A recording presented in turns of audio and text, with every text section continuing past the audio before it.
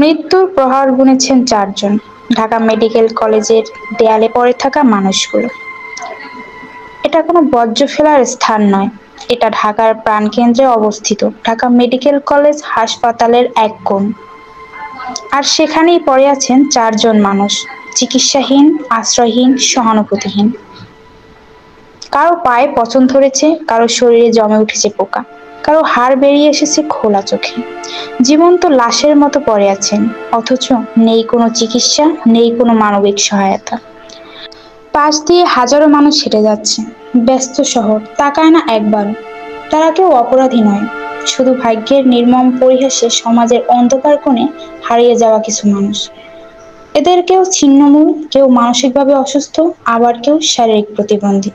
তাদের একত্র করেছে একটি শব্দ: অবহেলা।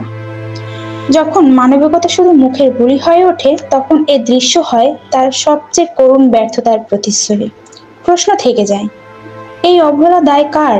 হাসপাতাল, সমাজ, রাষ্ট্র, নাকি আমরা সবাই? একটি সমাজ তখনই সভ্য যখন তার সবচেয়ে অক্ষম, সবচেয়ে দুর্বল মানুষটিও মর্যাদার সঙ্গে বাঁচতে পারে। কিন্তু এই দৃশ্য যেন সেই মানবতারই এক নির্মম ব্যঙ্গচিত্র। এইসব বেওয়ারিশ মানুষের পাশে দাঁড়িয়েছেন একজন তরুণ। একা একাই তিনি চেষ্টা করেছেন কিছু করার। আমরা কথা বলবো সেই যুবকের সঙ্গে, যিনি নিজেই হয়ে উঠেছেন একক মানবিক প্রতিরোধ। রহমানের রাহিম, আমি আবু সালে অমিত, শিক্ষার্থী, রবীন্দ্র সৃজনকলা বিশ্ববিদ্যালয়। প্রথমত আমি ঢাকা মেডিকেল কলেজ হাসপাতালে আসি আমার বোনের চিকিৎসার উদ্দেশ্যে।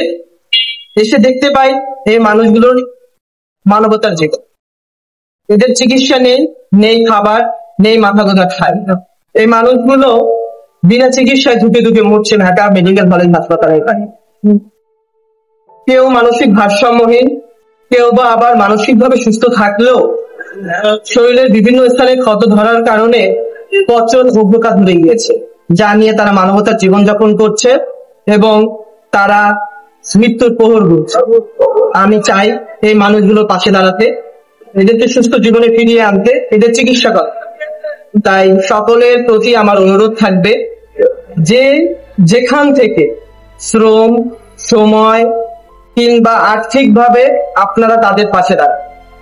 আমাদের এই ক্ষুদ্র প্রয়াসে আপনারা স্বাধীনভাবে এই প্রত্যাশা ব্যক্ত করি।